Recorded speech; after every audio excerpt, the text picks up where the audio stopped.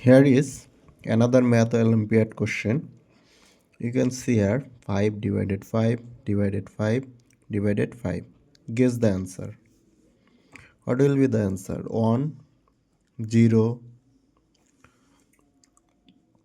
Pause the video and write down your answer in the comment box. So let's solve this equation.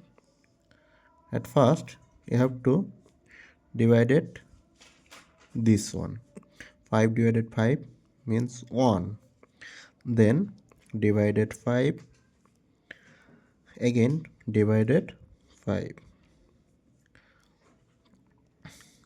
1 divided 5, we can write 1 divided 5 this way. Now divided 5. Again 1 divided 5.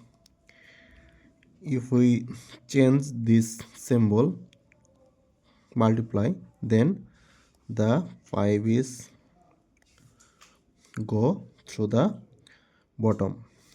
Then 1 5 5 5 square. Now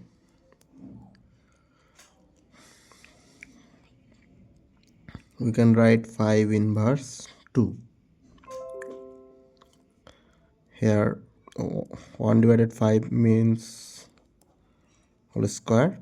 That's mean these 2 will be inverse if I write 5 this way.